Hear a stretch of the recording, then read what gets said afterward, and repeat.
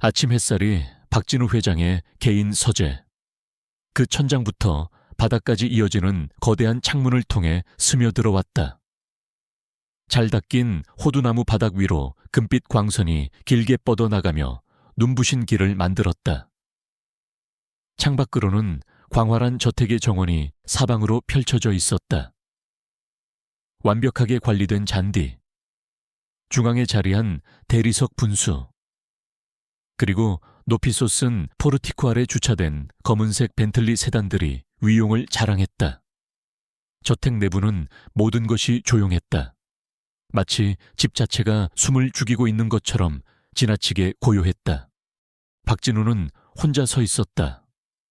한 손에는 버번 위스키가 담긴 크리스털 잔을, 다른 한 손은 맞춤 제작한 감색 정장 주머니에 넣은 채였다. 56에 그는 권력의 초상 그 자체였다. 은발머리는 한치의 오차도 없이 깔끔하게 빗어 넘겼고, 얼굴은 말끔하게 면도했으며 자세는 꼿꼿했다. 그의 눈빛은 속을 읽을 수 없었다. 그저 존재감만으로도 이 사회 회의실을 침묵시키고 시장의 흐름을 바꿀 수 있는 그런 종류의 남자였다. 미래캐피탈의 창업자이자 회장인 박진우는 더 이상 실용적인 의미가 없을 정도로 막대한 부를 축적했다. 그는 5개국의 부동산을 소유했고, 좌석에 자신의 이니셜이 수놓아진 개인 전용기가 있었으며, 그가 신경 쓰는 것보다 더 많은 정계 인맥을 가지고 있었다. 하지만 그에게는 가족이 없었다. 더 이상은 책상 위의 사진은 늘 그 자리에 아주 약간 중심에서 벗어난 곳에 놓여 있었다. 젓갈색 머리카락과 장난기 가득한 눈을 가진 젊은 여인이 그를 향해 미소 짓고 있었다. 서연, 그의 계산된 삶에서 유일하게 빛나는 예외였던 사람. 미래캐피탈이 아직 서울의 낡은 오피스텔에서 운영되던 위태로운 헤지펀드에 불과했을 때 그들은 약혼한 사이였다. 세상이 그를 믿기 전에 그녀는 그를 믿어주었다.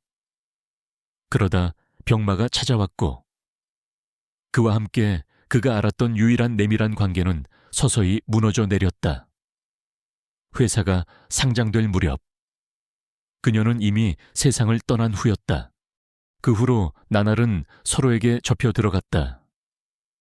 회의, 합병, 언론 대응, 밤은 더 길고 조용하게 늘어졌다. 하인들은 시계처럼 드나들었다. 식사는 나타났다가 사라졌다. 기념일은 축하 없이 지나갔다. 박진우는 침묵 속에서 사는 법을, 목소리나 웃음소리를 기대하지 않고 저택을 걷는 법을, 문 뒤에 아무도 없을 것을 알면서 문을 여는 법을 배웠다. 교감 대신 효율성을, 가족 대신 통제력을 가졌다. 그의 일과는 그가 수집하는 시계만큼이나 정밀했다. 새벽 5시 기상, 개인 트레이너와 함께 한강변을 10km 달리기, 단백질 위주의 아침 식사, 보고서 검토, 시장 동향 감시, 회의 참석, 협상, 인수, 지배, 저녁은 독서와 독한 위스키를 위해 남겨졌고, 그 순환은 계속되었다. 하지만 그날 아침 무언가 그 패턴을 깨뜨렸다. 회장님, 13년간 그의 비서로 일해온 김 비서가 가슴에 태블릿을 누른 채 문가에 나타나며 말했다. 여론 악화에 대해 논의해야 합니다. 박진우는 그녀를 돌아보지 않았다. 그는 이미 알고 있었다. 새벽부터 헤드라인이 떠돌고 있었다. 미래캐피탈 임원, 흑수저 비하 발언 파문, 총수 일가의 침묵, 박진우 회장, 논란의 묵묵부답, 억만장자 CEO, 책임론 불거져. 그의 고위 임원 중 한 명이 사적인 행사에서 저속하고 계층을 비하하는 발언을 하는 영상이 찍힌 것이다. 그 영상은 이제 걷잡을 수 없이 퍼져나가고 있었다. 책임을 요구하는 목소리가 귀를 먹먹하게 했다.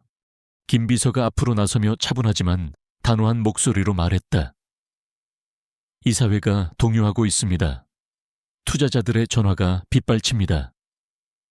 대중에게 보여줄 단호한 조치가 필요합니다. 지금 이미지가 어떤지 알아. 박진우가 그녀의 말을 끊었다. 그의 말투는 날카로웠다. 마침내 그는 돌아섰고 그의 눈이 가늘어졌다. 내가 대중의 비난에 일일이 고개 숙여가며 이 회사를 키운 줄 아나. 이번엔 다릅니다. 그녀가 말했다.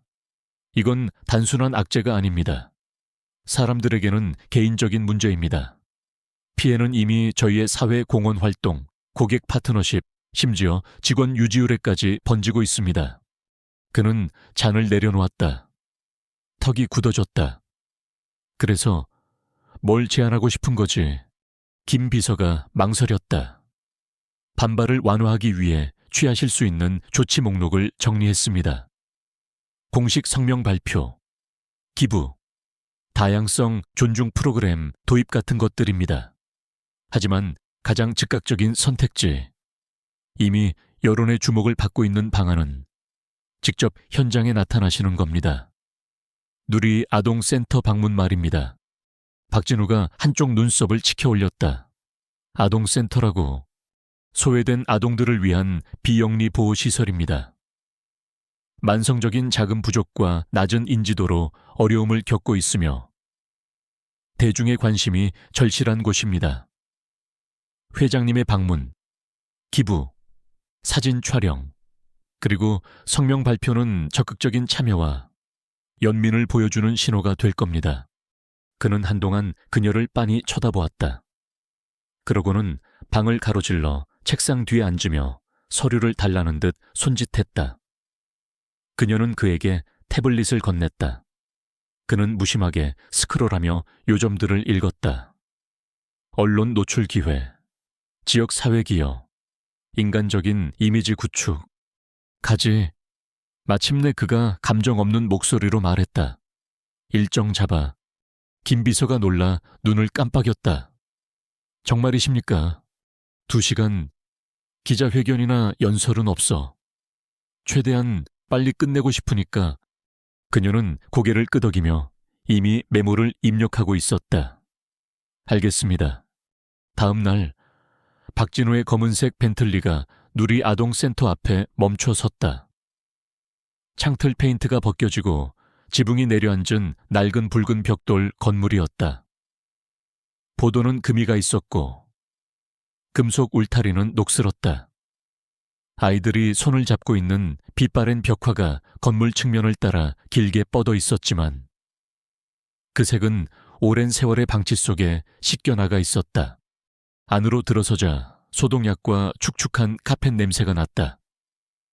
지친 눈과 따뜻한 손을 가진 60대 여성이 로비에서 그를 맞이했다. 박 회장님 와주셔서 감사합니다. 저는 원장 박선혜입니다. 그는 의례적으로 고개를 끄덕였다. 그녀는 그를 시설 안으로 안내했다. 방은 휑했다. 2층 침대, 칠이 벗겨진 책상, 달아빠진 소파. 아이들은 그가 지나갈 때마다 그를 힐끗 쳐다보았다. 그들의 얼굴에는 조심스러움과 거리감이 서려 있었다. 그들은 예의 바르고 얌전했지만 분리되어 있었다. 박진우는 그 표정을 알아보았다. 너무 많이 실망해서 쉽게 믿지 못하는 사람들의 표정이었다. 그들은 그를 가장 어린 아이들이 사진 촬영을 위해 모여있는 공동구역으로 데려갔다. 카메라 플래시가 터지고 미소를 지으라는 격려가 이어졌다. 박진우는 필요한 표정을 억지로 지어 보였다. 그는 수표 한 장을 건넸다. 억 단위의 숫자였다. 직원들이 환호하는 것을 지켜보았다. 모든 것이 계획대로 정확히 진행되고 있었다. 그들을 발견하기 전까지는 옆쪽의 작은 방, 다른 아이들과 분리된 곳에 4명의 아이가 앉아 있었다. 그들은 잘 차려입지 않았다. 아무도 그들에게 풍선이나 과자를 건네주지 않았다. 아무도 그들에게 미소를 지으라고 구슬리지 않았다. 그들은 마치 배제되는 것에 익숙한 듯 조용히 앉아 있었다. 가장 나이가 많은 아이는 키가 크고 마른 여자아이였다. 보호적인 눈빛을 하고 있었고 가슴에 갑옷처럼 팔짱을 끼고 있었다. 그 옆에는 아마도 12살쯤 되어 보이는 남자아이가 조용하고 뻣뻣하게 앉아 있었는데 그 시선은 반항적이었다. 7살이 채 안 되어 보이는 어린 여자아이는 바닥에 앉아 부러진 크레용으로 그림을 그리고 있었다. 가장 작은 아이는 겨우 걸음마를 뗀 아기로 해진 담요에 매달려 엄지손가락을 빨고 있었다. 박진우는 자신이 무슨 일을 하는지 깨닫기도 전에 그들을 향해 발걸음을 옮기고 있었다. 저 아이들은 남매예요. 박선혜 원장이 그의 질문을 예상했다는 듯 부드럽게 말했다. 하윤이, 준서, 서아, 그리고 민준이. 저희와 함께한 지 몇 년 됐어요. 입양이 좀처럼 쉽지가 않네요. 왜지 그는 생각 없이 물었다. 그녀가 한숨을 쉬었다. 네 아이가 한 묶음으로 오기 때문이에요. 하윤이가 동생들과 떨어지지 않으려 하거든요. 대부분의 가정에서는 4명을 한꺼번에 데려가려 하지 않죠. 그리고 뭐랄까, 그녀의 시선이 아이들을 향했다가 멀어졌다. 자신들과 더 닮은 아이들을 선호하는 분들도 있고요. 그는 그녀가 무슨 뜻으로 말하는지 이해했다. 그들은 너무 많았고 어쩌면 피부색도 문제였을지 모른다. 편리하고 보기 좋은 자선을 좋아하는 세상에서 이 네 아이는 어려움을 상징했다. 그들은 잘못된 숫자, 잘못된 종류의 이야기였다. 박진우는 아무 말도 하지 않았다. 그는 서아가 계속 그림 그리는 것을 지켜보았다. 그녀는 자랑스러운 미소를 지으며 자신의 종이를 동생들에게 들어보였다. 집 한 채, 막대기 모양의 4사람, 그리고 그들 옆에 서 있는 더 큰 사람 하나. 그 어른에게는 얼굴이 없었다. 그날 밤 서재로 돌아온 박진우는 그 그림을 쳐다보았다. 서아가 의자에 두고 갔을 때 그는 거의 무의식적으로 그것을 가져왔다. 이제 그것은 그의 법원 잔 옆, 책상 위에 놓여 그를 괴롭히고 있었다. 원치 않는 내 아이, 얼굴 없는 어른, 그는 잠을 이루지 못했다. 그 이미지는 완고하고 해결되지 않은 채 그의 마음속에 머물렀다. 그리고 수십 년 만에 처음으로 억만장자, 거물, 통제의 대가인 박진우는 그가 수량화하거나 설명할 수 없는 무언가를 느꼈다. 단순하고도 무서운 질문 하나가 그의 마음속에 형성되었다. 만약 저 어른이 나여야 한다면 그는 불을 끄고 침묵 속에 앉아 있었다. 그리고 그 침묵 속에서 무언가 금이 가기 시작했다. 다음 날 아침 박진우는 침대 가장자리에 앉아 있었다. 어젯밤 입었던 옷을 그대로 입은 채였다. 손대지 않은 법원잔이 협탁 위에 놓여 있었고 희미했던 물방울 자국은 이제 마른 고리가 되어 있었다. 그는 잠을 자지 못했다. 크레용으로 그린 그림은 램프에 어색하게 기댄 채 그의 옆에 놓여 있었다. 그 단순한 선들이 끈질기게 그를 붙들었다. 4명의 작은 인물, 그리고 그들보다 더 큰 한 사람. 밝은 색으로 그려진 집, 하늘에 비해 너무 큰 태양. 하지만 그를 사로잡은 것은 얼굴 없는 인물이었다. 그것은 단순히 어린아이의 예술적 한계가 아니었다. 그것은 초대이거나 혹은 도전이었다. 정확히 아침 7시 그는 침실에서 나왔다. 먼지를 털다 말고 인사를 건네는 가정부에게 짧게 고개를 끄덕였다. 8시가 되자 그는 강남의 사무실, 긴 유리 회의 테이블에 앉아 있었다. 그의 경영진 팀원들에게 둘러싸인 채였다. 분위기는 팽팽하고 방어적이었다. 벽에 투사된 차트는 급락하는 소셜미디어 여론과 후원사들의 계약 취소를 보여주고 있었다. 헤드라인은 여전히 기업의 계급주의와 오만함에 대한 비난으로 불타고 있었고 투자자들은 불안해하고 있었다. 늘 그렇듯 침착한 김 비서가 그에게 폴더 하나를 밀었다. 회장님 승인을 위해 준비한 성명서입니다. 단호하지만 방어적으로 보이지 않게 작성했습니다. 사건을 인정하고 평등에 대한 저희의 약속을 재확인하는 내용입니다. 성명서 따위 읽지 않겠어. 박진우가 단호하게 말했다. 방 안이 정지했다. 아이들 얘기를 하고 싶군. 그가 말을 이었다. 누리센터에 있던 아이들, 임원들 사이에서 웅성거림이 일었다. 한 남자가 헛기침을 했고 다른 남자는 자리에서 몸을 뒤척였다. 박진우는 그들 모두를 무시했다. 입양 절차를 시작해. 침묵. 회장님, 법무팀장인 최 변호사가 물었다. 그의 목소리에는 불신이 가득했다. 누구를 말씀이십니까? 네, 남매, 이하윤, 이준서, 이서아, 이민준 절차를 시작하라고. 일주일 안에 저택으로 데려올 수 있게 해. 테이블은 겹치는 목소리들로 폭발했다. 진심이십니까? 이건 바람직하지 않습니다. 법적 절차도 복잡하고 이미지가 이건 필사적인 손상 통제처럼 보일 겁니다. 아이들을 방패막이로 쓴다는 비난을 피할 수 없습니다. 저희가 아이들을 이용하는 것처럼 보여서는 안 됩니다. 회장님, 나는 그들을 이용하는 게 아니야. 박진우가 쏘아붙였다. 그의 목소리는 낮았지만 소란을 칼날처럼 가르고 들어왔다. 그리고 이미지 따위는 상관없어. 다른 누구도 그 아이들을 원치 않는다는 사실이 중요할 뿐이야. 그것만으로도 이유는 충분해. 김 비서는 한마디도 하지 않았지만 그와 교환한 눈빛에는 조용한 경탄이 가득했다. 언론은 내가 직접 상대하겠어. 그가 덧붙였다. 필요한 곳에 전화해. 그날 오후가 되자 이야기는 바뀌었다. 며칠 동안 그를 악마로 만들던 언론 매체들은 이제 방향을 바꾸기 위해 허둥댔다. 재벌 총수, 시스템이 거부한 사남매 입양 신청. 박진우 회장, 논란 잠재우려 흑기사 자처 집단 입양의 속내는 구원인가, 계산된 홍보극인가, 소셜미디어는 예상 가능한 노선으로 갈라졌다.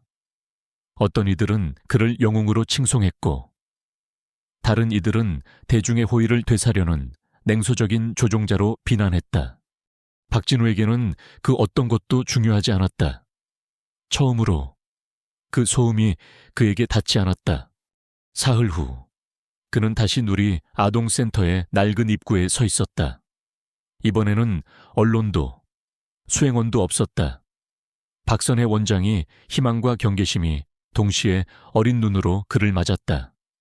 그는 필요한 모든 서류에 서명했고 모든 신원 조회를 확인했으며 자신의 불신을 감추려는 사회복지사와의 짧은 면담에도 참석했다.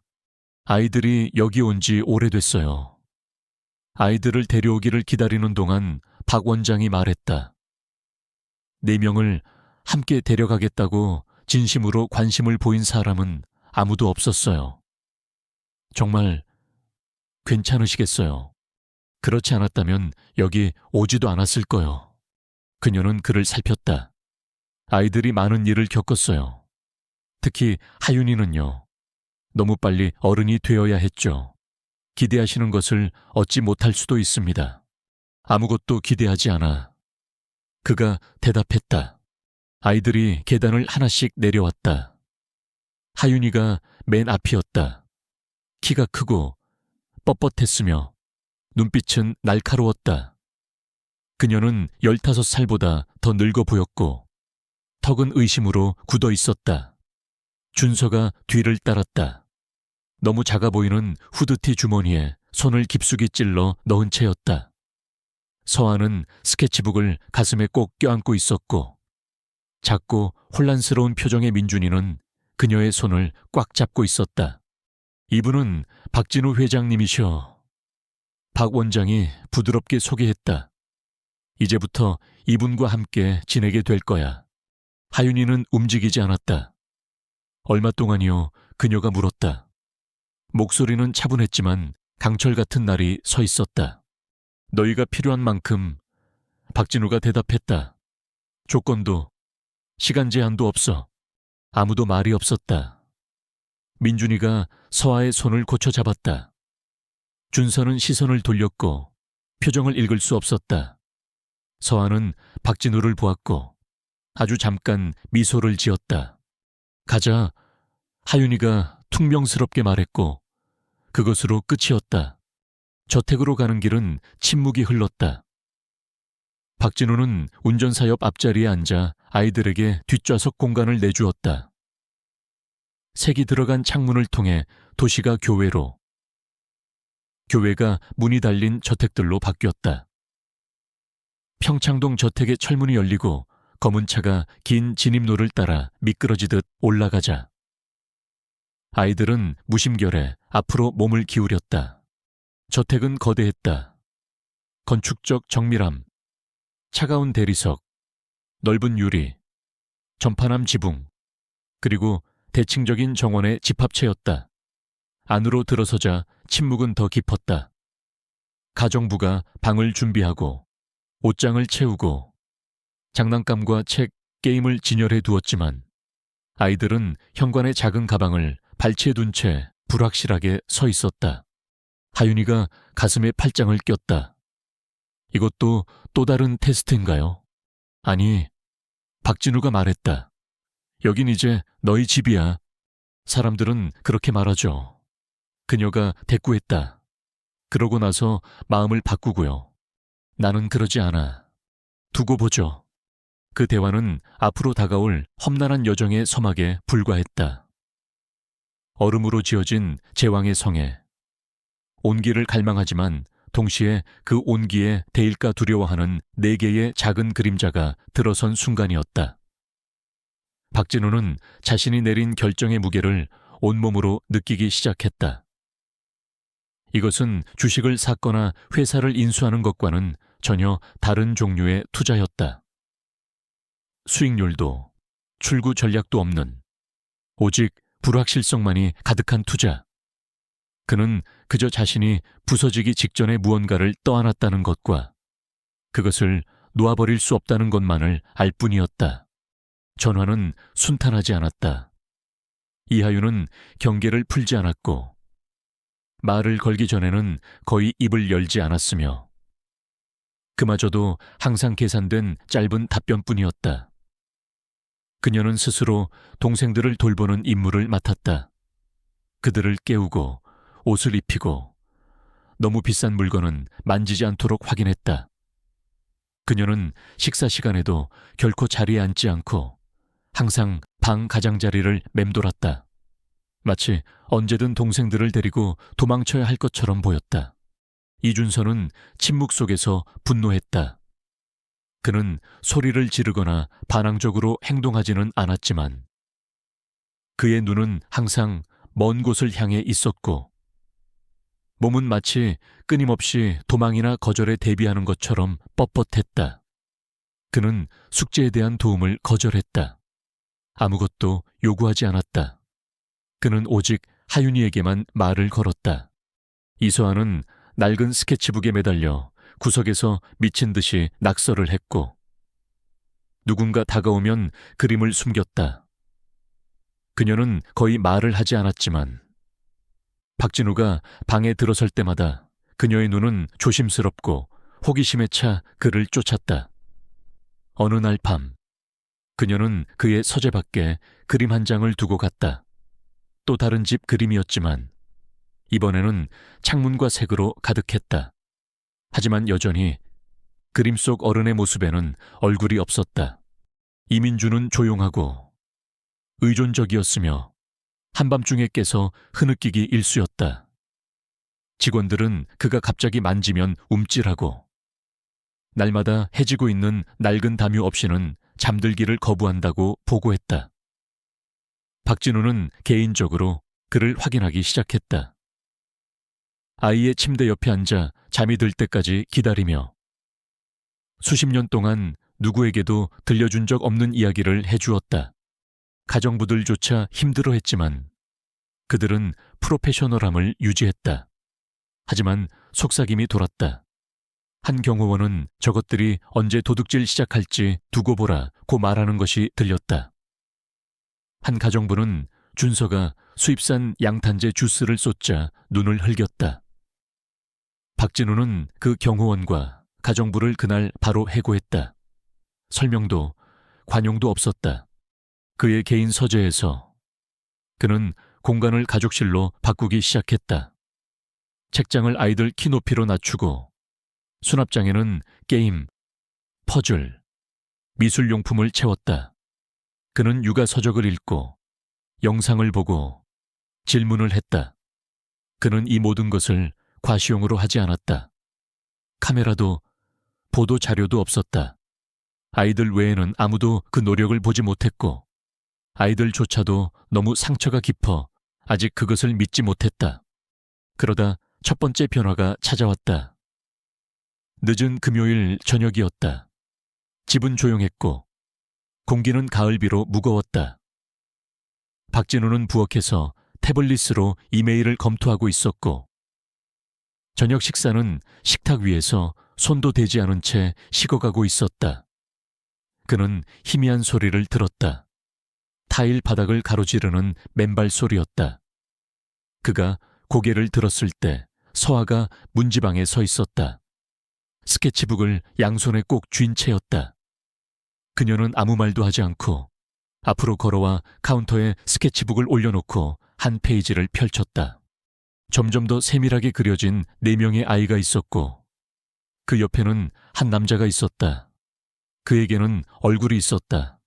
이번에는 아저씨도 같이 있는 게 좋을 것 같아서요. 그녀가 속삭였다. 그가 대답하기도 전에 그녀는 몸을 돌려 사라졌다. 박진우는 태블릿을 닫았다. 이메일은 기다릴 수 있었다. 더 중요한 무언가가 시작되었다. 연기도 전략도 아닌 진짜 무언가가 느리고 깨지기 쉽고 고통스러울 정도로 아름답게 인간적인 무언가가. 그는 자신의 집을 열었다. 하지만 이제 처음으로 그는 자신의 삶을 열기 시작한 것 같았다. 초반의 며칠은 안개처럼 지나갔다. 형태도 없고 느리고 침묵으로 무거웠다. 박진우는 자신이 낯선 지형을 항해하고 있음을 깨달았고 이번에는 그 어떤 설명서도 존재하지 않았다. 인수합병의 세계에서는 패턴을 예측하고 행동을 해독하고 결과를 예상할 수 있었다. 하지만 자신의 집에서 그는 보이지 않지만 완고한 조용한 저항의 벽에 부딪혔다. 아이들은 정중했고 그들만의 방어적인 방식으로는 순종적이기까지 했지만 그들과 그 사이의 공기는 여전히 차갑고 경계심과 조용한 두려움으로 빽빽했다.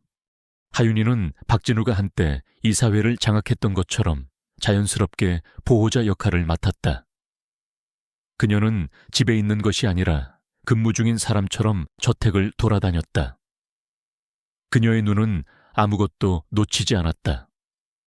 그녀는 해가 뜨기 전에 동생들을 깨웠고 옷 입고 양치하는 것을 감독했으며 심지어 직원들이 아침 식사를 차갑게 시켰을 때는 직접 데워주기까지 했다. 그녀는 가정부와 요리사에게 감사 인사를 했지만 결코 미소 짓지 않았다. 그녀는 운전사 이용을 거절하고 저택의 긴 진입로와 이웃들의 혼란스러운 시선에도 불구하고 동생들을 걸어서 스쿨버스 정류장까지 데려다 주기로 결정했다. 박진우가 개인 운전사나 차량 서비스를 마련해 주겠다고 제안했을 때 그녀의 눈은 가늘어지고 목소리는 평탄해졌다. 저희는 장식품이 아니에요. 굳이 폼나게 등교할 필요 없어요. 한편 준서는 계산된 위축 상태에 빠져들었다. 그는 드물게 항상 짧고 단음절의 반응으로만 말했다. 그는 결코 요청을 하지 않았다. 그는 빨리 식사하고 항상 스스로 설거지통에 접시를 가져다 놓았다. 아무도 그에게 그렇게 하라고 하지 않았음에도 그의 방은 강박적으로 단정했고 책은 기하학적인 정밀함으로 쌓여 있었으며 신발은 항상 정확한 각도로 정렬되어 있었다. 한 번은 박진우가 부드럽게 영화를 같이 보자고 제안했을 때 준서는 바닥을 보며 어깨를 으쓱하는 것으로 대답했다. 저는 척하는 거 잘 못해요. 박진우는 더 이상 강요하지 않았다. 서아는 더욱 조용했다. 그녀는 거의 말을 하지 않았고 대신 그림을 통해 소통했다. 스케치북은 빠르게 채워졌다. 나무, 창문, 계단, 문들의 이미지. 그녀의 초기 그림에는 사람이 없었다. 오직 공간과 빛, 그리고 이따금 그림자와 구석뿐이었다. 그녀는 박진우가 미술 공간으로 개조한 먼 쪽에 햇빛이 드는 방에서 몇 시간이고 바닥에 책상 다리를 하고 앉아 조용히 흥얼거리며 색칠을 했다. 직원들이 그녀의 재능에 대해 언급하면 그녀는 고개를 숙이고 발을 내려다보았다. 박진우가 그림을 칭찬하면 그녀는 얼굴을 붉히며 방을 나갔다. 민준이가 가장 연약한 상태로 남아 있었다. 작고 눈이 크고 겁이 많은 그는 그림자처럼 동생들 뒤를 따라다녔다. 그는 거의 서아 곁을 떠나지 않았고 하윤이가 재워줘야만 잠이 들었다. 그럼에도 불구하고 그는 종종 흐느끼며 잠에서 깼고 너클이 하얗게 변할 정도로 담요를 꽉 쥐었다. 야경증은 거의 매일 밤 돌아왔다. 때때로 그는 잠결에 말을 외쳤다. 박진우가 모르는 이름들, 장소의 파편들, 그리고 그만해라는 단어가 계속해서 반복되었다. 박진우는 최선을 다했다. 그는 투자자들과의 저녁 식사를 거르고 회의를 전고로 옮기는 등 일정을 조정했다.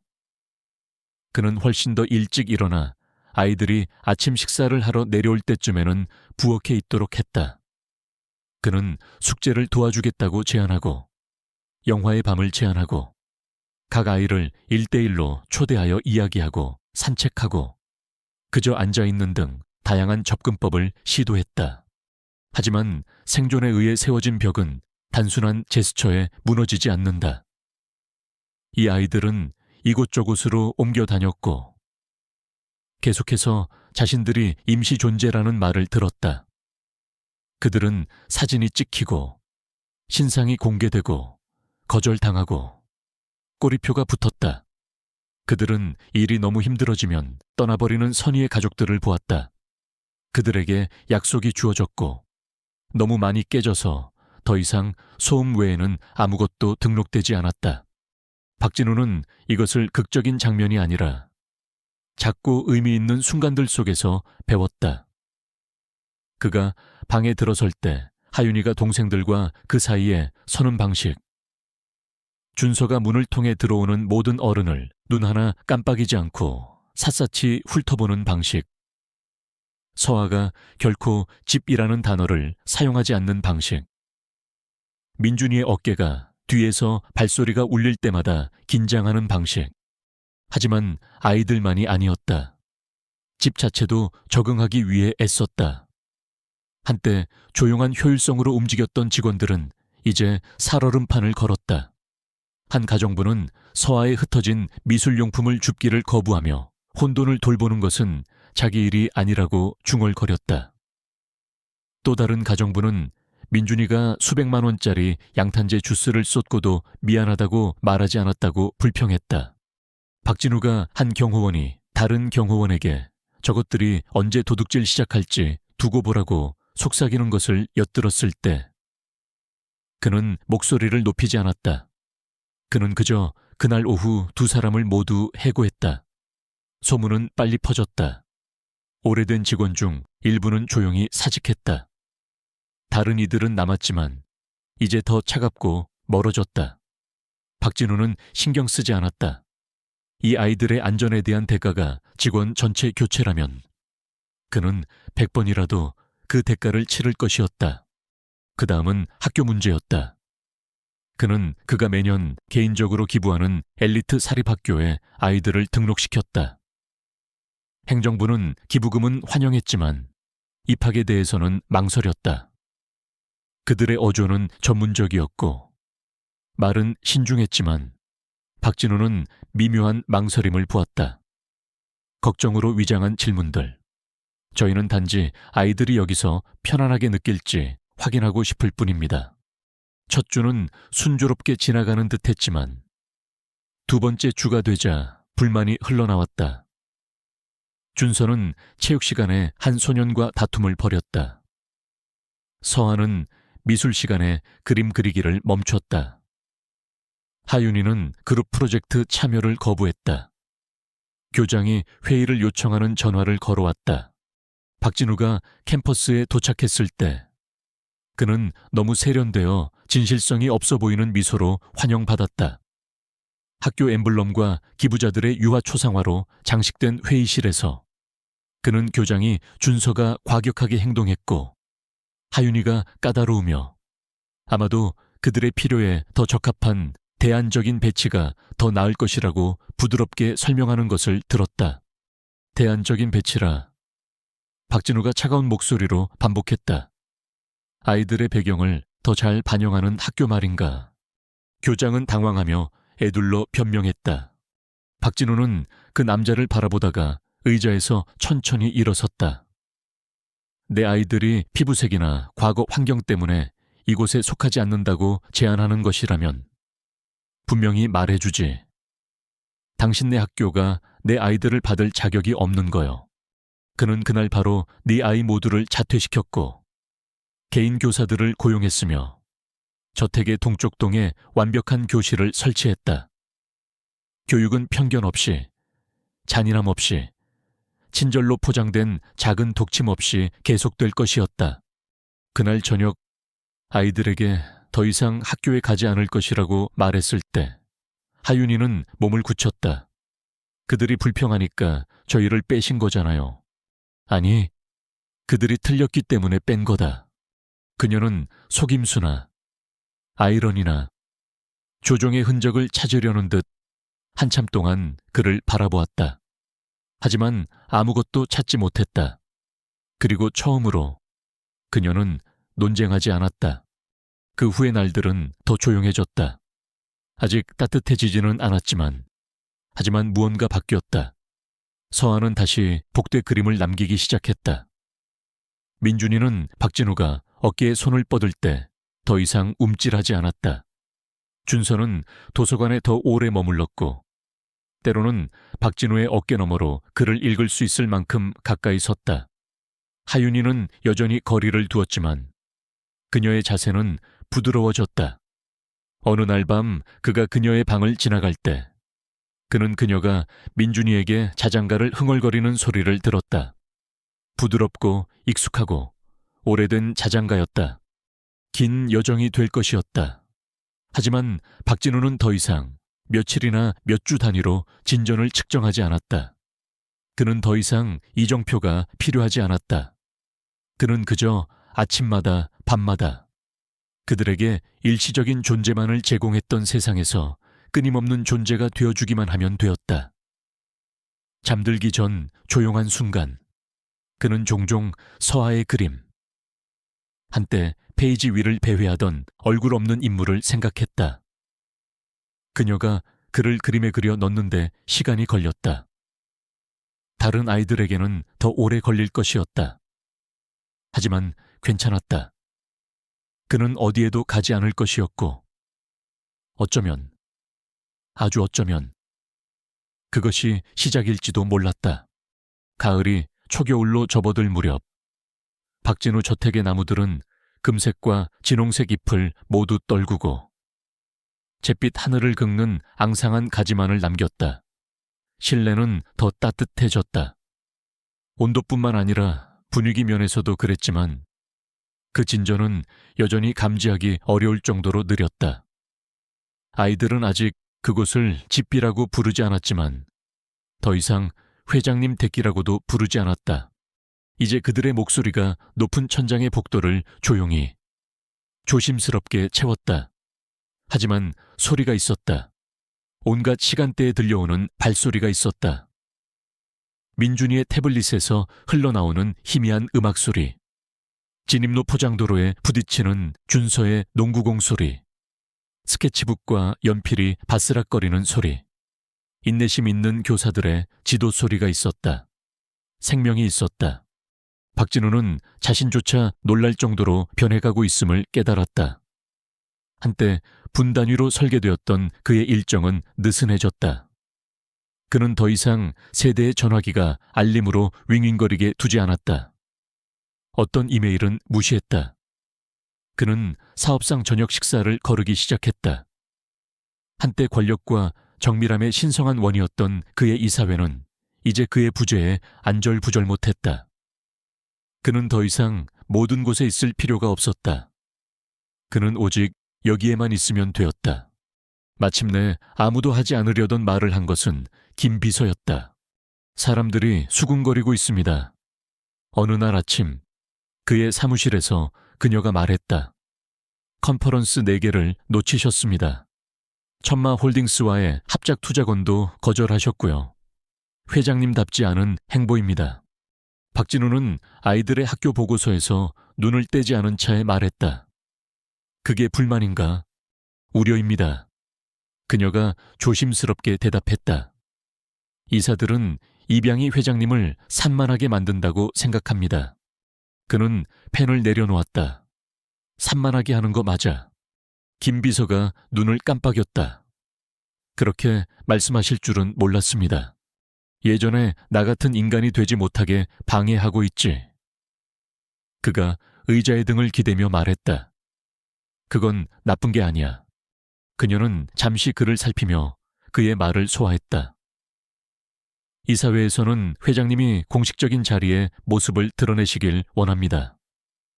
뭔가 깔끔하고 안정적인 모습을 보여주시길요. 다음 달 휘트먼 자선갈라 행사를 강력히 추진하고 있습니다. 그리고 왜 아이들이 학교로 돌아가지 않는지 묻고 있습니다. 여기가 더 안전하니까. 그리고 직원들 중 일부는 여전히 불편해합니다. 그럼 떠나면 돼. 그가 대답했다. 나는 호텔을 운영하는 게 아니야. 여긴 이제 집이니까. 김 비서는 천천히 고개를 끄덕였다. 그녀는 충성스러웠다. 항상 그랬다. 하지만 지금 그녀조차도 불확실해 보였다.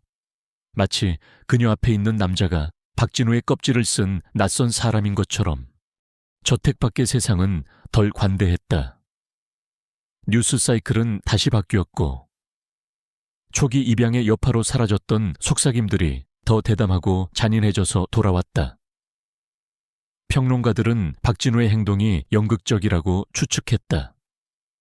사회평론가들은 그가 4명의 다문화 가정 아이들을 구원의 서사로 이용하고 있다고 비난했다. 일부는 그의 정신 상태를 의심했다. 소수는 그가 연민으로 위장한 통제욕으로 아이들을 재산처럼 사들였다고 시사했다. 아이들도 무풍지대에 있지는 못했다. 그가 사립학교에서 아이들을 빼냈음에도 소문은 퍼졌다. 허락 없이 사진이 찍혔다. 소문이 돌았다. 하윤이는 학교 포럼에서 익명의 메시지를 받기 시작했다. 준서는 온라인 게임 커뮤니티에서 그의 목소리를 알아본 플레이어들에게 조롱당했다.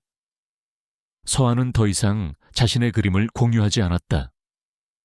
민준이는 와이파이가 끊겼을 때 울었다. 만화를 놓쳐서가 아니라 그 고요함이 갑자기 보호시설의 침묵처럼 느껴졌기 때문이었다. 그리고 저녁 파티가 있었다. 박진우는 열고 싶지 않았지만 압력은 끊임없었고 갈라 행사는 몇 주 앞으로 다가왔다.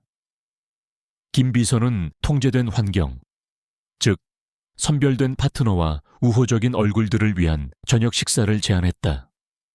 그는 마침내 양보했다. 직원들은 집을 꼼꼼하게 준비했다. 샹들리에를 닦고 식기를 직접 고르고 와인 리스트를 검토했다. 손님 명단에는 기업 동맹, 기부자, 그리고 한두 명의 전략적인 언론인이 포함되었다. 김 비서는 아이들을 근처에 작은 테이블에 따로 앉히자고 주장했다. 아이들을 구경거리로 만들고 싶지 않아. 박진우가 날카롭게 말했다. 그렇게 되지 않을 겁니다. 그녀가 그를 안심시켰다. 하지만 사람들이 물어볼 겁니다.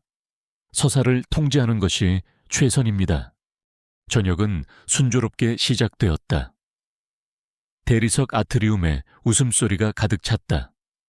잔이 부딪히는 소리가 났다. 싫어하는 정장을 입은 아이들은 뻣뻣하게 앉아 서로에게만 속삭였다. 하윤이의 얼굴은 읽을 수 없었다. 준서는 자신의 접시를 노려보았다. 서하는 음식을 깨작거리며 고개를 들지 않았다. 민준이는 그녀에게 바싹 붙어 앉아 눈을 크게 뜨고 있었다. 디저트 시간이 가까워졌을 때 손님 중 한 명인 최 회장이라는 벤처 투자가가 너무나 계산된 미소를 지으며 박진우에게 몸을 기울였다. 아름다운 아이들이군요. 그가 아이들을 향해 고개를 까딱이며 말했다. 정말 대담하십니다. 이런 규모의 프로젝트라니. 회장님은 항상 크게 생각하시는 분이었으니까요. 박진우의 턱이 굳어졌다.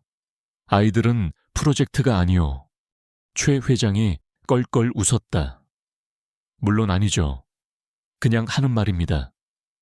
보통 회장님 나이의 남자들은 요트를 샀거나 별장을 개조하는데 말입니다. 근데 댁은 그가 잔을 들었다. 한 번에 넷을 사셨어. 대단한 배짱이야. 준서가 그 말을 들었다. 그의 포크가 접시에 부딪히며 소리를 냈다. 박진우가 돌아봤을 때 소년이 갑자기 일어나 하윤이에게 무언가 중얼거리고 방을 뛰쳐나가는 것을 보았다. 서아가 움찔했다. 하윤이의 눈이 박진우의 눈과 마주쳤다. 그 눈에는 뜨겁고 날카로운 무언가가 있었다. 굴욕감. 저녁 식사는 일찍 끝났다. 김 비서가 정중하게 변명을 했다. 손님들이 흩어졌다. 최 회장은 박진우의 피부를 소름 돋게 하는 윙크와 함께 악수를 했다. 위층 도서관에서 그는 서성이고 있는 준서를 발견했다. 난 자선 사업이 아니에요. 소년이 돌아보지도 않고 말했다. 회장님의 자선 사례가 아니라고요. 나도 알아. 정말요. 준서가 그를 향해 획 돌았다. 사람들은 우리가 애완동물인 것처럼 장식품인 것처럼 말해요. 회장님이 카탈로그에서 골라온 것처럼요. 나는 너희를 고른 게 아니야. 박진우가 조용히 말했다. 너희를 봤을 뿐이지. 그건 달라. 준서는 시선을 돌렸다. 상관없어요. 우린 저 사람들 세계에 절대 속하지 못할 거예요. 아니, 박진우가 말했다. 하지만 너희는 여기에 속해. 그리고 모든 건 거기서부터 시작하는 거야. 그는 소년이 생각할 시간을 주며 자리를 떴다. 2주 후 하윤이는 갈라 행사에 가지 않겠다고 거부했다. 그녀는 차분하고 명확하고 논쟁의 여지 없이 말했다. 서아는 드레스를 침대 밑에 숨겼다. 민준이는 울었다. 준서는 아무 말도 하지 않았지만 행사 전날 밤 방으로 걸어 들어와 박진우의 책상 위에 넥타이를 놓았다. 다시는 저 사람들이 그렇게 말하게 두지 마세요. 그가 말했다. 우리 중 누구에게도요. 그러지 않겠다고 약속하지. 박진우가 약속했다. 갈라 행사는 턱시도와 실크 드레스의 바다였고 포트폴리오와 주식 성과로 가치를 측정하는 사람들로 가득 찬 방이었다.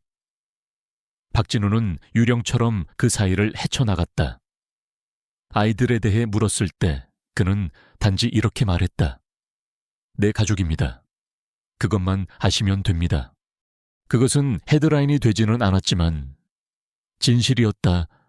저택으로 돌아오니 다시 조용해졌다. 준서는 서재에서 박진우와 함께 있기 시작했다. 때때로 그들은 나란히 앉아 작업했다.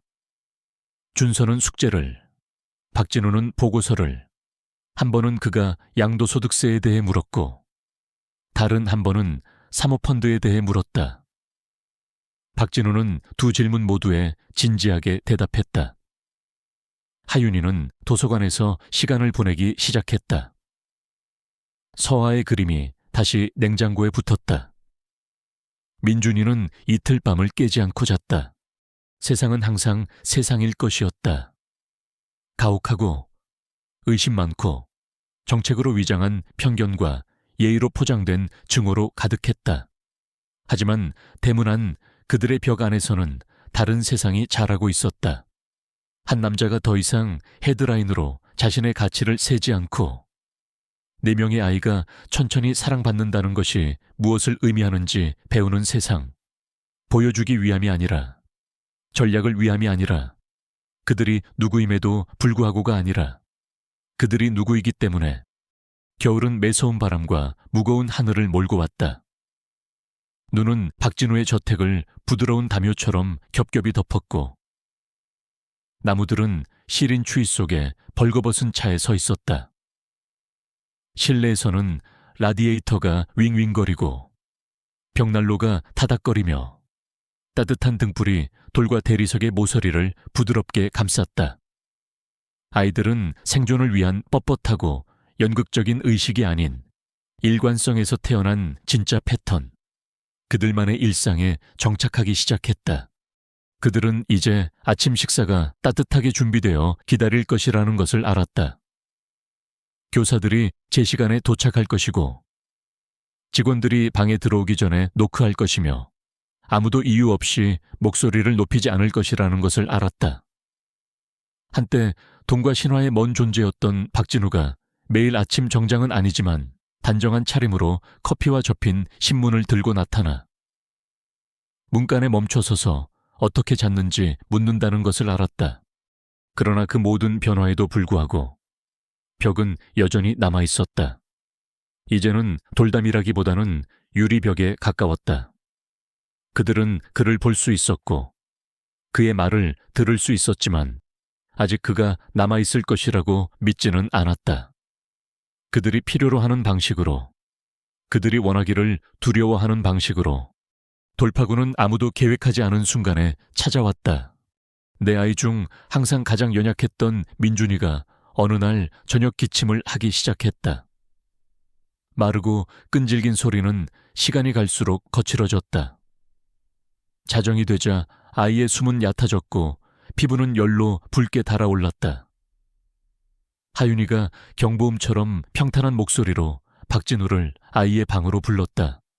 그는 몇 시간 동안 민준이의 침대 곁에 앉아 아이의 작은 손을 잡고 젖은 머리카락을 이마에서 쓸어 넘겨주고 숨과 숨 사이의 시간을 셌다. 주치의가 와서 위험하지는 않지만 세심한 보살핌이 필요한 호흡기 감염이라고 진단했다.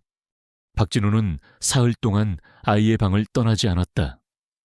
그는 안락의자에서 잠을 잤다. 회의를 취소했다. 그는 민준이에게 국물을 떠먹이고 시원한 물수건으로 얼굴을 닦아주고 자신이 기억하는 줄도 몰랐던 옛 노래를 흥얼거렸다. 다른 아이들은 처음에는 문간에서, 나중에는 결국 방 안에서 조용히 지켜보았다. 나흘째 아침, 서아가 그림 한 장을 들고 나타났다.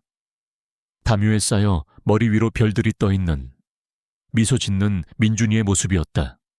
그녀는 그것을 협탁 위에 조용히 놓고 말없이 떠났다. 그날 저녁 하윤이가 박진우에게 음식 쟁반을 가져다 주었다. 그녀는 그것을 내려놓으며 아무 말도 하지 않았지만 돌아서서 가기 전에 잠시 멈췄다. 감사합니다. 그녀가 벽에 시선을 고정한 채 말했다. 보통 사람들은 간호사를 보냈을 거예요. 나는 보통 사람이 아니야. 그가 대답했다. 네. 그녀가 중얼거렸다. 그리고 처음으로 그녀의 목소리에는 의심이 실려 있지 않았다. 민준이는 천천히 회복되었다. 마침내 열이 내리고 숨소리가 맑아졌을 때 그는 눈을 뜨고 박진우를 올려다보며 속삭였다. 안 떠났네요. 약속했잖아. 그렇지. 아이는 고개를 끄덕이더니 가늘고 따뜻한 손을 내밀었다. 박진우는 그 손을 잡았다. 둘 다 오랫동안 놓지 않았다. 유리벽 너머로 손을 뻗은 다음 사람은 서아였다. 눈이 밖에서 무겁게 내리던 조용한 오후, 햇빛 드는 방에서였다. 그녀는 창가 근처 담요 위에 웅크리고 앉아 1시간 동안 조용히 그림을 그리고 있었다. 방 건너편에서 책을 읽던 박진우는 방해하지 않으려 애쓰며 그녀가 작업하는 것을 지켜보았다. 고개도 들지 않은 채 그녀가 말했다. 아저씨는 나무 좋아하세요. 그가 고개를 들었다. 좋아한단다. 그녀가 고개를 끄덕였다. 저는 나무를 많이 그려요. 나무는 머무르니까요. 다른 모든 것이 움직일 때도 움직이지 않아요. 그는 대답하지 않았다. 그녀는 조심스러운 눈으로 그를 살피며 힐끗 쳐다보더니 스케치북을 돌려 그에게 내밀었다. 키가 크고 튼튼한 나무 한 그루. 그 가지는 색과 디테일로 가득했다. 그 아래에는 크기와 모양이 다른 4그루의 작은 나무가 있었는데 모두 중앙의 큰 나무를 향해 약간 기울어져 있었다. 완벽하지는 않아요. 그녀가 말했다.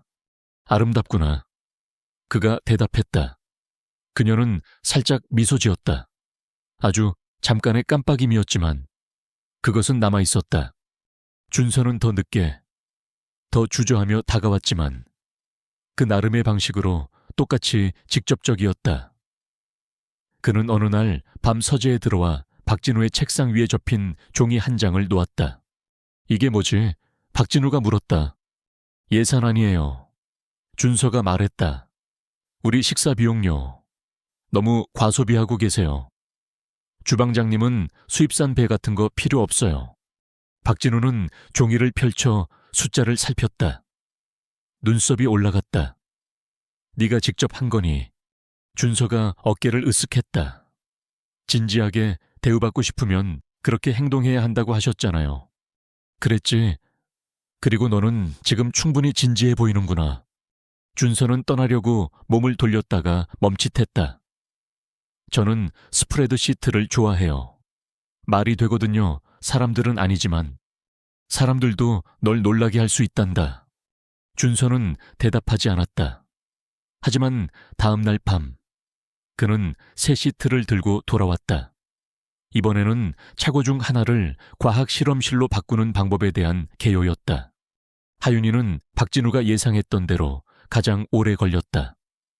그녀는 꾸준하고 조심스러웠으며 통제력을 유지하기에 충분할 만큼만 거리를 두었다. 하지만 그가 말할 때 그녀의 눈은 더 오래 머물렀다. 그녀가 질문할 때 목소리의 날카로움이 사라졌다. 그녀는 도서관에서 더 많은 시간을 보내기 시작했고 종종 민준이와 함께 있으면서 한때 지루하다고 치부했던 두꺼운 책을 소리내어 읽어주었다. 그리고 어느 날 밤, 다른 아이들이 모두 잠든 지 한참 후에 박진우는 식당에서 그녀가 공책에 미친 듯이 무언가를 휘갈겨 쓰는 것을 발견했다. 그는 그녀를 방해하지 않았지만 그녀는 그를 알아차렸다. 내년 여름 장문 세미나에 지원하고 싶어요. 그녀가 고개를 들지 않고 말했다. 서울에서 열리는 거요. 추천서랑 보호자 서명이 필요해요. 내 서명을 쓰렴. 그가 말했다. 그녀가 고개를 끄덕였다. 그렇게 말씀하실 줄 알았어요. 그게 문제라도 되니. 아니요. 그녀가 말했다. 그냥 그럴 줄 알았어요. 그는 망설이다가 더 가까이 다가갔다. 하윤아, 나는 내게서 아무것도 빼앗고 싶지 않단다. 너의 통제력, 너의 목소리, 너의 독립성 말이다. 그저 네가 허락한다면 돕기 위해 여기 있고 싶을 뿐이야. 그녀가 마침내 고개를 들었다. 그녀의 눈은 피곤했지만 날카롭지는 않았다. 저는 머무르는 도움에는 익숙하지 않아요. 나는 어디에도 가지 않아. 그녀는 공책을 닫았다. 두고 보죠. 그것은 약속은 아니었지만 거절도 아니었다. 그 주말, 계절의 첫 폭설이 내렸다. 갑자기 찾아와 도로를 두꺼운 흰색으로 덮고 지역 절반의 전기를 끊었다. 저택의 발전기가 작동했고 집은 부드러운 비상등으로 빛났다. 아이들은 서재에 옹기종기 모여 담요를 두르고 창밖에서 울부짖는 바람을 지켜보았다. 그때 천둥이 밤을 갈랐다. 민준이가 비명을 질렀다. 서아는 숨을 헐떡이며 그에게 매달렸다. 준서는 얼어붙었고 하윤이는 두 어린 동생을 팔로 감쌌다. 박진우가 한 손에는 손전등을 들고 차분한 표정으로 방에 들어왔다. 나도 가끔 천둥이 무섭단다. 그가 말했다. 하지만 비결을 알지. 민준이가 서아의 어깨 너머로 엿보았다. 무슨 비결이요? 노래란다. 박진우가 그들 옆에 무릎을 꿇으며 말했다. 폭풍이 너무 시끄러울 때 부르던 노래지. 무슨 노래인데요? 우스꽝스러운 노래지만 효과는 있었어. 그는 흥얼거리기 시작했고 그러다 노래를 불렀다. 음정이 맞지 않고 어색했다. 구름이 드럼을 치고 번개가 천사들을 위한 플래시라는 내용의 노래였다. 터무니없는 멜로디였지만 아이들은 눈을 크게 뜨고 그를 바라보았다. 민준이가 웃기 시작했다. 서아도 따라 웃었다. 심지어 준서도 미소를 지었다. 하윤이는 아무 말도 하지 않았지만 그녀의 눈이 반짝였다. 폭풍은 지나갔지만 그들은 계속 노래했다. 그날 밤 늦게 아이들이 잠들었을 때 박진우는 부엌에서 창밖을 응시하고 있는 하윤이를 발견했다. 엄마가 돌아가신 후로 저 노래를 부른 적이 없어요. 그녀가 말했다. 그는 그녀 옆에 섰다. 목소리가 좋더구나. 민준이는 2살이었어요. 가사를 거의 기억도 못해요. 기억할 만큼은 기억했지. 하윤이가 그에게 돌아섰다. 저는 아직 이게 뭔지 모르겠어요. 이게 진짜인지도요. 진짜란다. 그가 말했다. 그리고 시간이 얼마가 걸리든 매일 증명해 보일게. 그녀는 다시 한번 여전히 간음하며 그를 바라보았다. 그러고 나서 그녀는 고개를 끄덕였다. 안녕히 주무세요, 아저씨. 회장님도. 박 회장님도 아니었다. 그것은 아빠는 아니었지만 무언가였다. 다음 날 아침 박진우가 부엌에 들어섰을 때 그는 엉망진창으로 우스꽝스럽게 차려진 식탁을 발견했다. 짝이 맞지 않는 접시, 삐뚤어진 냅킨, 잔 가장자리 너머로 넘친 오렌지 주스, 하지만 계란과 토스트, 그리고 누군가 정성껏 준비한 것이 분명한 과일 그릇이 있었다. 아이들은 자리에 앉아 불확실한 표정으로 그를 지켜보고 있었다. 저희가 아침 만들었어요. 하윤이가 말했다. 완벽하지는 않아요. 아름답구나. 박진우가 대답했다. 그는 그들 사이에 앉았다. 그리고 처음으로 집이 숨을 내쉬었다. 그해 봄은 늦게 주저하며 찾아왔다. 마치 환영받을지 확신하지 못하는 것처럼. 저택의 정원은 천천히 녹았고 조심스러운 헝겊 조각처럼 푸른색이 돌아왔다. 박진우는 새로운 눈으로 그 변화를 지켜보고 있음을 깨달았다. 나무에 핀 모든 꽃, 정원을 가로지르는 모든 색의 물결이 상징적이고 노력으로 얻어낸 것처럼 느껴졌다. 집안의 온기는 유지되었다. 아이들은 일상에 녹아들어 단지 집에 거주하는 것이 아니라 그것을 자신의 것으로 만들고 있었다. 현관 벤치에 흩어진 책가방, 소파 구석에 말려있는 양말, 복도를 따라 이어지는 웃음소리. 한때 부와 질서의 조용한 껍데기였던 박진우의 집은 이제 가장 진정한 의미에서 살아있었다. 생명이 뿌리를 내렸고 그와 함께 소속감이 생겨났다. 박진우는 어느 날 아침 뒷마당 테라스에 서서 손에 든 커피가 식어가는 동안 민준이가 잔디밭에서 비눗방울을 쫓는 것을 지켜보았다.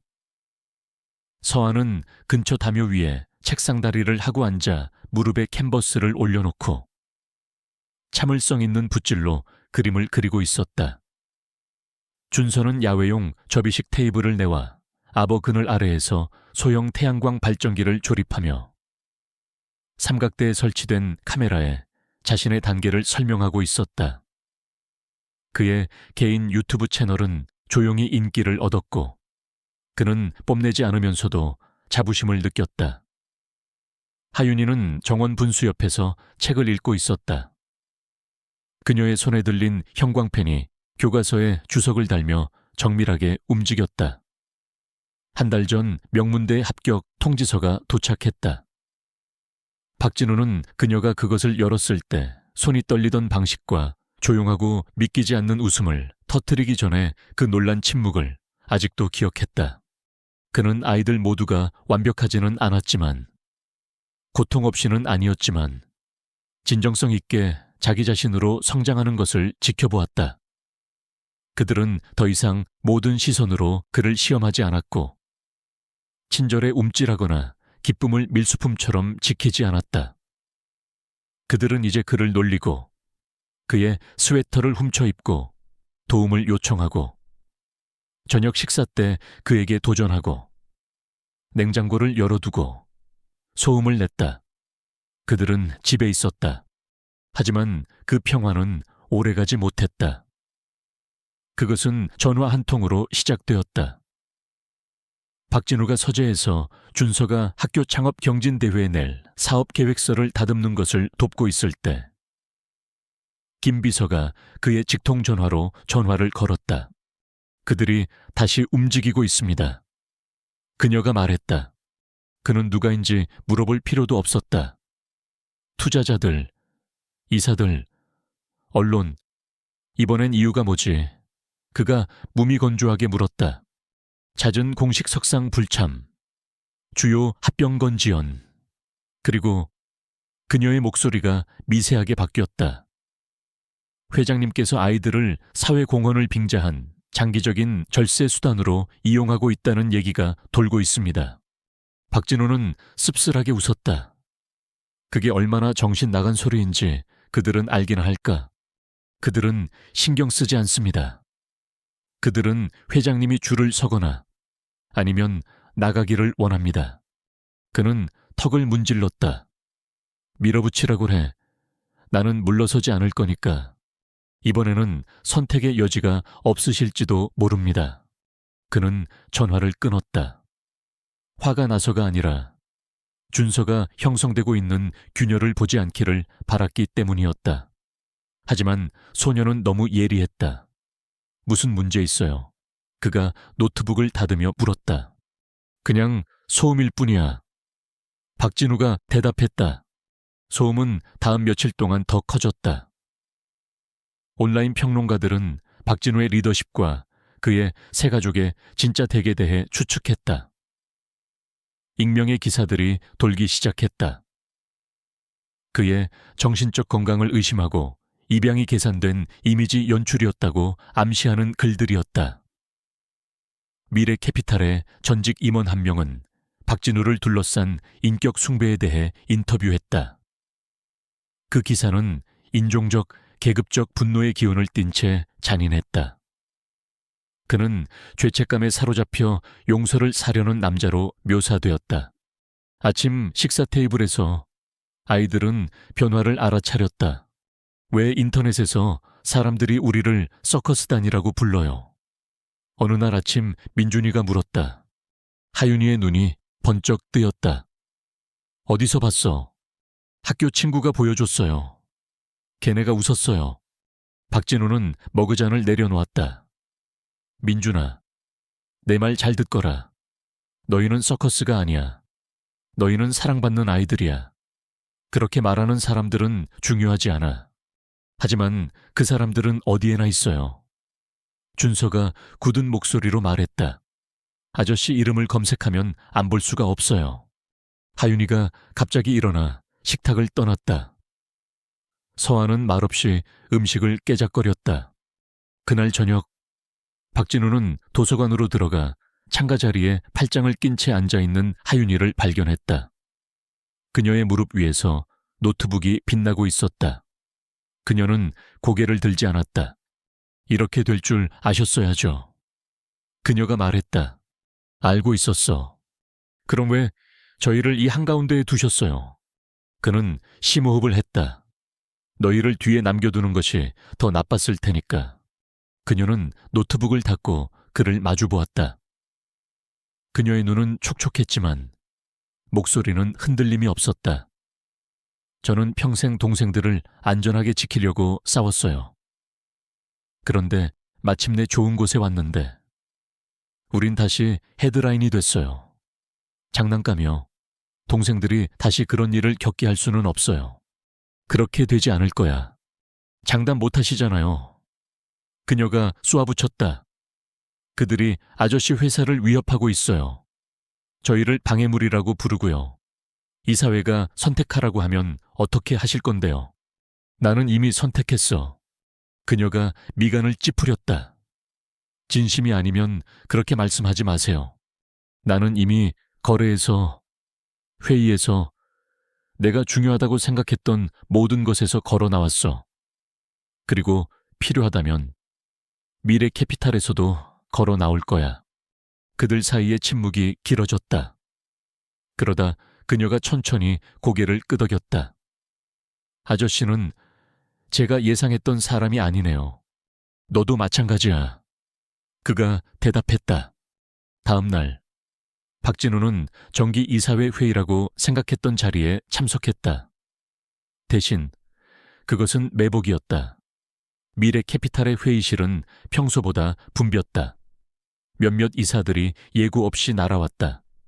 김 비서가 뒤편에 서 있었는데 눈은 날카롭고 입술은 굳게 닫혀 있었다. 그녀가 작게 고개를 저었다. 박진우는 자리에 앉아 기다렸다. 가장 오래된 이사 중 한 명인 강 이사가 헛기침을 했다. 박 회장, 우리는 자네의 최근 집중력 부족에 대해 우려하고 있네. 구체적으로 말해 주시죠. 자네는 중요한 협상들을 놓쳤어. 세계의 국제정상회의를 거절했지. 토스 합병은 예정대로 진행되고 있지만 자네의 지침이 전혀 없어. 지침은 있었어. 박진우가 차갑게 말했다. 단지 내 얼굴이 붙어 있기를 원했을 뿐이겠지. 강 이사가 앞으로 몸을 기울였다. 우리는 또한 대중의 인식에 대해서도 우려하고 있네. 나는 홍보 도구가 아니오. 자네는 이 회사의 얼굴이야. 그리고 최근 그 얼굴은 아빠 노릇하느라 아주 바빴지. 박진우가 일어섰다. 거기까지 하시죠. 아니, 아직이야. 다른 목소리가 말했다.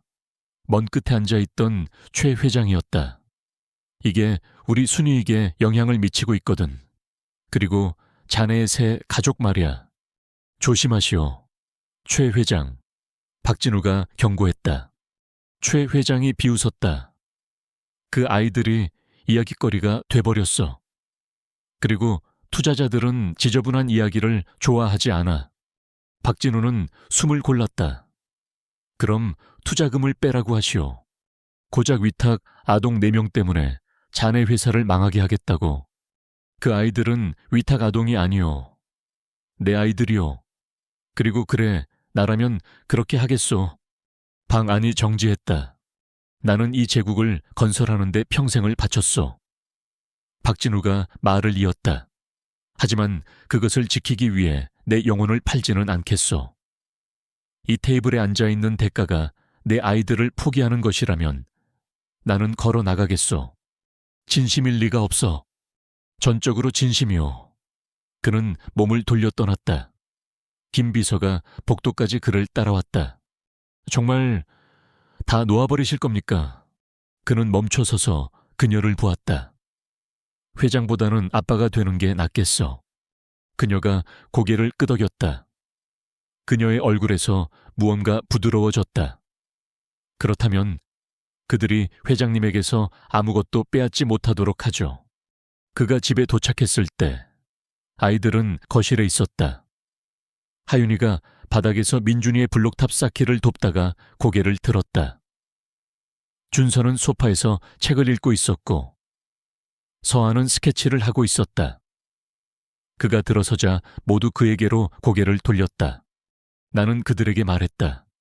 그가 말했다. 어떤 일이 있어도 너희를 선택한다고.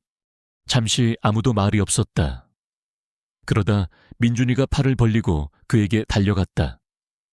박진우는 아이를 들어올려 꽉 안았다.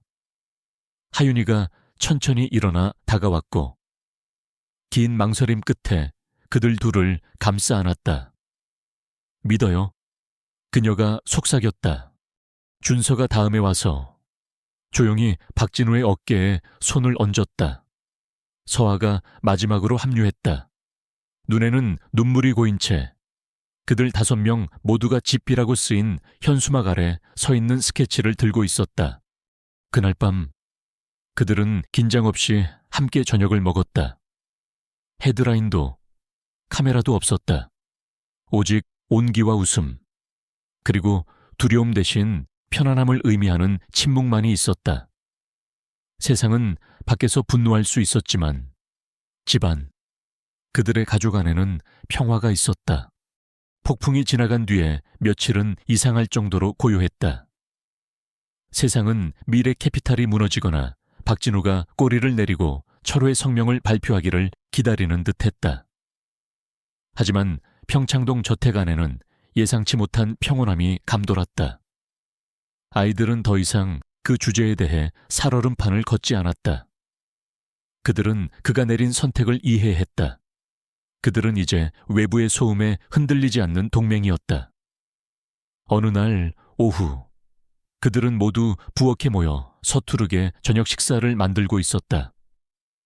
밀가루가 사방에 날리고 소스가 냄비 가장자리에 눌어붙었지만 분위기는 가볍고 유쾌했으며 연대감으로 가득했다. 박진우는 자신이 평생 느껴보지 못한 종류의 부유함을 느꼈다. 그러나 그는 전략가였다. 그리고 그는 결코 무방비 상태로 있지 않았다. 그는 차가운 기업 사무실이 아닌 그의 온기가 깃든 서재에서 충성스러운 김 비서를 만났다. 설정의 변화만으로도 모든 것이 달라 보였다. 그들이 내가 물러서길 기다리고 있겠지. 박진우가 창밖을 보며 말했다. 내가 항복하고 내 제국이 분열되는 것을 지켜보기를. 그들은 이미 다음 단계를 계획하고 있습니다. 김 비서가 보고했다. 주주총회를 소집해서 회장님을 몰아낼 명분을 찾고 있습니다. 그렇게 되지는 않을 거야. 박진우가 몸을 돌렸다. 그의 눈에는 패배가 아닌 계산된 결의가 있었다. 나는 통제된 퇴장을 할 걸세. 내 방식대로. 그는 계획을 설명하기 시작했다. 그것은 항복이 아니라 체스 마스터의 마지막 수와 같았다. 그는 회장직에서 물러나지만 최대 주주로서의 지위는 유지할 것이었다. 그리고 그는 자신의 후계자를 지목할 것이었다. 자네가 맡아주게. 그가 말했다. 김 비서는 숨을 멈췄다. 제가 말씀이십니까? 지난 15년간 자네는 나보다 더 이 회사를 잘 알고 있었어. 내 그림자 속에서 자네는 나보다 더 현명한 결정을 내렸지. 이사들은 자네를 여자라는 이유로, 내 비서였다는 이유로 얕보겠지만 그들은 자네의 능력을 과소평가하는 실수를 저지를 거야. 나는 자네에게 회사를 운영할 자율권을 주겠네. 나를 대신해서가 아니라 자네 자신을 위해서. 그것은 누구도 예상치 못한 한 수였다. 그의 충성심에 대한 보상이자 유능한 인재를 기용하는 전략적 움직임이었으며 동시에 구시대적인 재기에 던지는 진보적인 선언이었다. 그는 자신을 올가매던 제국에서 스스로를 해방시키고 그 자리에 가장 신뢰하는 동맹을 앉혔다. 그가 새로운 계획을 세우는 동안 아이들 역시 자신들의 계획을 세우고 있었다. 그들은 더 이상 보호의 수동적인 수혜자가 아니었다. 대학에서 사회복지를 전공하기로 한 하윤이가 먼저 시작했다. 그녀는 며칠 밤낮으로 조사하고 초안을 작성하여 박진우에게 제안서를 내밀었다. 그것은 재단 설립 계획서였다. 그 사람들이 우리를 이야깃거리로 만들었잖아요. 그녀가 말했다. 그녀의 목소리는 더 이상 방어적이지 않고 목적의식으로 가득했다. 그럼 우리가 그 이야기의 주인이 돼서 제대로 들려주자고요. 희생자로서가 아니라 변화를 만드는 사람으로서요. 실용적인 두뇌를 가진 준서가 그 계획에 살을 붙였다. 그는 갓 태어난 재단을 위한 웹사이트를 구축하고 예산 예측 작업을 했으며 간단한 로고를 디자인했다. 4개의 작은 나무가 하나의 큰 나무에 기대어 있는 모습이었다. 서한은 재단에 시각적 정체성을 부여했다. 한때 방패였던 그녀의 예술은 이제 소통의 도구가 되었다. 강한 나무가 작은 나무들을 보호하는 그녀의 그림은 재단의 상징이 되었다. 그리고 민준이는 그 이유를 제공했다. 그의 순수한 기쁨과 회복은 그들의 사명 그 자체였다.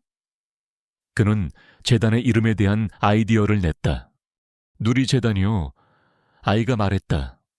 우리가 처음 만난 곳이잖아요. 박진우는 아이들의 주도적인 모습에 할 말을 잃었다. 그는 자신의 유산이 미래 캐피탈이 아니라 바로 이것이 될 것임을 깨달았다. 그는 아이들의 아이디어를 전적으로 지지했다. 그는 자신의 개인 재산 중 상당 부분을 누리가족재단을 설립하는 데 할당했다. 재단의 사명은 명확했다.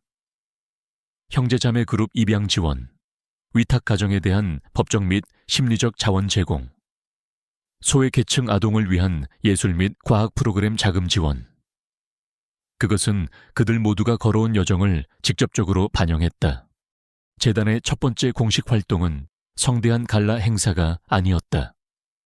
그것은 가족으로서 그들이 처음 만났던 누리 아동센터로 돌아가는 것이었다.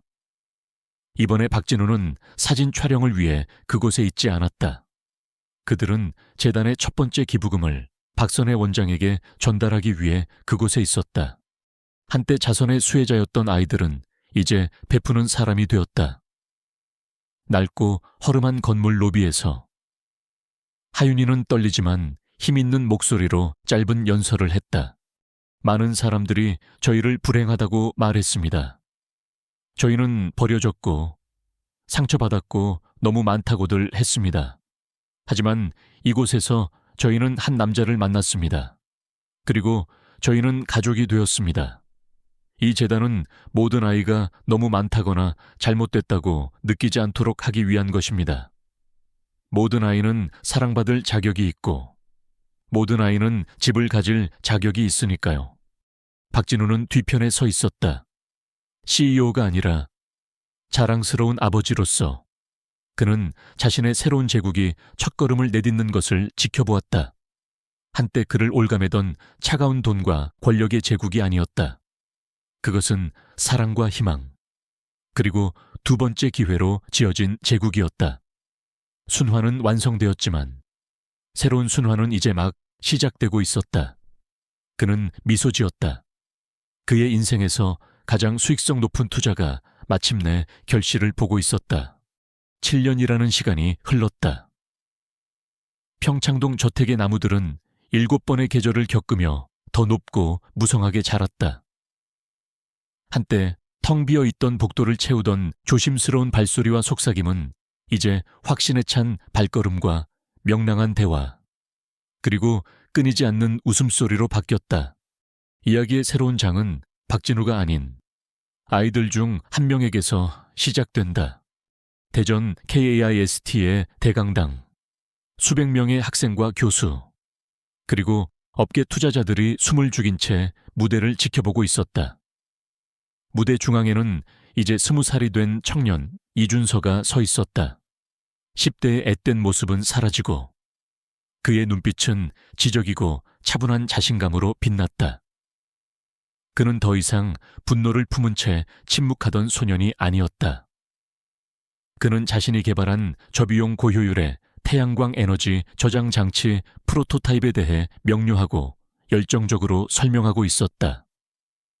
그의 발표가 끝나자 강당은 우레와 같은 박수 소리로 가득 찼다. 객석 앞줄에서 박진우는 조용히 미소 지으며 박수를 쳤다.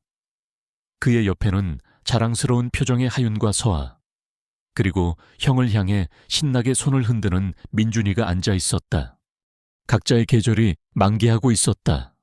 이하윤은 대한민국에서 가장 날카롭고 용감한 탐사보도 전문 기자 중 한 명이 되었다. 그녀는 대학을 수석으로 졸업하고 사회복지 시스템의 허점과 부조리를 파헤치는 기사로 여러 언론인상을 수상했다.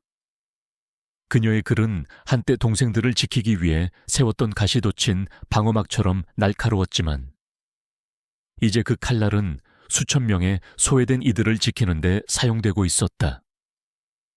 그녀는 누리가족 재단의 핵심 이사로서 정책 변화를 이끌어내는데 중추적인 역할을 했다. 그녀는 더 이상 상처받은 소녀가 아니라 세상을 바꾸는 목소리였다. 이서아는 자신만의 언어를 찾았다. 그녀의 첫 개인전 얼굴을 찾아서는 미술계에 신선한 충격을 안겨주었다. 한때 타인에게 보여주기 두려워 감춰야 했던 그녀의 작은 스케치들은 이제 갤러리 벽을 가득 채우는 크고 대담한 캔버스 작품이 되었다. 그녀의 그림은 상실과 고통에서 시작해 소속감과 희망으로 나아가는 여정을 담고 있었다.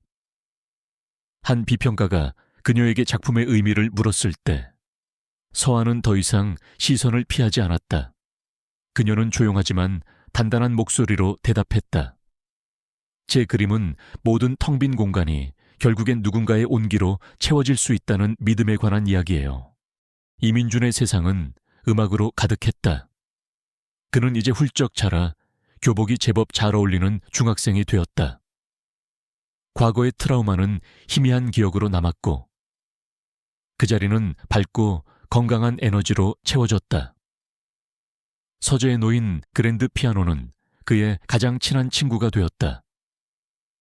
그는 자신의 감정을 음표로 풀어내며 직접 곡을 만들기 시작했다. 처음으로 참가한 학교 축제 무대에서 민준이는 자신이 작곡한 노래를 연주했다.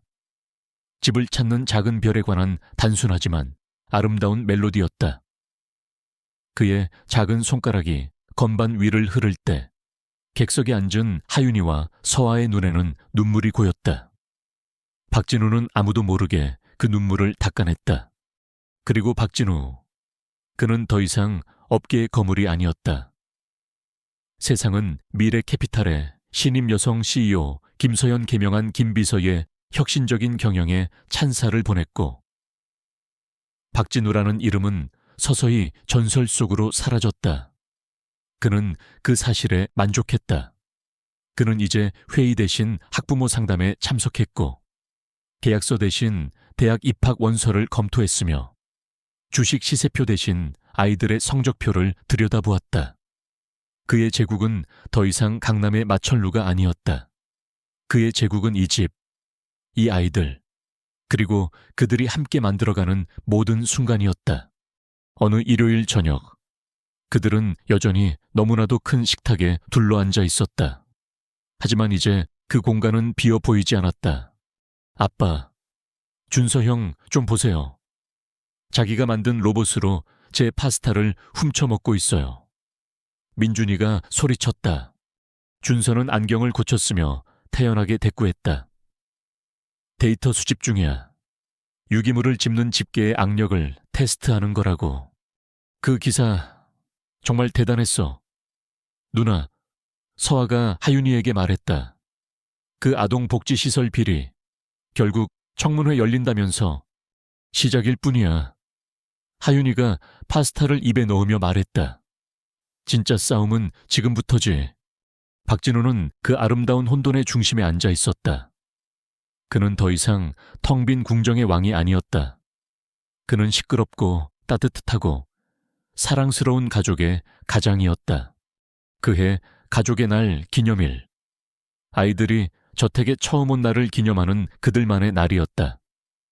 저녁 식사 후 그들은 정원 남쪽 벽 아래 목련나무 그늘에 놓인 돌벤치로 향했다. 그 벤치는 몇 년 전 아이들이 돈을 모아 그에게 선물한 것이었다. 벤치 앞면에는 서아가 직접 쓴 글씨체가 그대로 새겨져 있었다.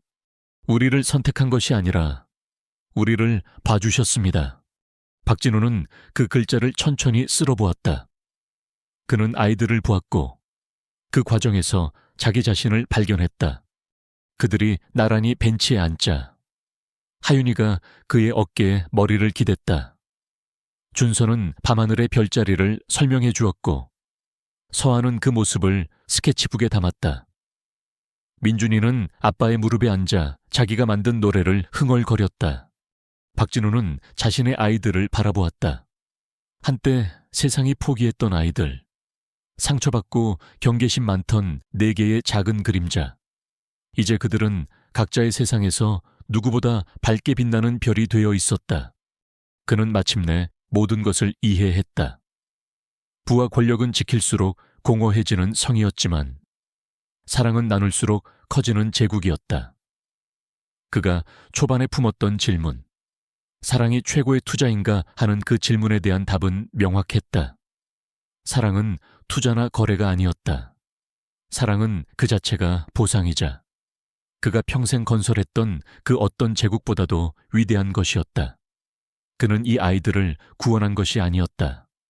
이 아이들이야말로 텅 비어 있던 그의 우주를 구원한 진짜 주인이었다. 또 한 해의 여름이 저택을 부드러운 빛과 색으로 감쌌다. 정원에서는 따뜻한 저녁 공기를 타고 조용한 음악 소리와 사람들의 행복한 웃음소리가 흘러나왔다. 성대한 파티가 한창이었지만 한때 이 집에서 열렸던 차갑고 계산적인 기업 행사와는 거리가 멀었다. 이것은 가족의 축하였다. 하윤이의 첫 책 출간과 준서의 스타트업이 첫 대규모 투자를 유치한 것을 기념하는 자리였다. 손님들은 이제 완벽하게 어우러진 그들의 두 세계를 보여주었다. 미래 캐피탈의 CEO가 된 김서현 대표는 더 이상 직원이 아닌 진정한 가족의 친구로서 하윤이와 웃으며 이야기를 나누고 있었다. 준서의 대학 교수들과 사업 파트너들은 이 가족의 따뜻함에 감명받은 듯 보였다. 서아의 갤러리 관장과 동료 예술가들은 정원의 조각품들을 감상했고 민준이의 학교 친구들과 음악 선생님은 아이들과 함께 잔디밭에서 뛰어놀았다.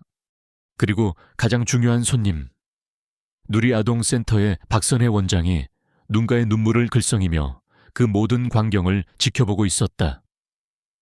그녀의 존재만으로도 이야기는 완벽한 원을 그리고 있었다. 박진우는 즐거운 소음에서 한 걸음 물러나 목련나무 아래의 돌벤치로 향했다. 그는 멀리서 그 광경을 지켜보았다. 그는 더 이상 관심의 중심이 아니었고 오히려 그 편을 더 선호했다. 그는 이제 이 활기찬 세상의 조용한 닻이었다. 하윤이가 그를 찾아왔다. 그녀의 관계 변화가 가장 중요했기에 그들의 마지막 대화는 가슴 뭉클했다. 멀리 계신 것 같아요. 아빠. 그녀가 벤치에 함께 앉으며 말했다. 아빠라는 단어는 이제 너무나 자연스럽고 따뜻했다. 아니, 지금처럼 여기에 온전히 존재한다고 느낀 적이 없단다. 그가 대답했다. 그는 잠시 말을 멈췄다가 한 번도 말하지 않았던 것을 고백했다. 너희를 처음 집에 데려왔을 때 정말 두려웠어.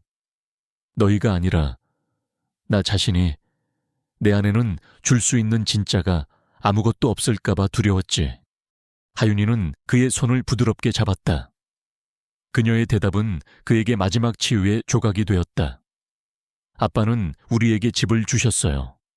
그리고 우리가 그 안에서 사는 법을 가르쳐 드리도록 허락해 주셨죠. 그건 진짜 그 이상이에요.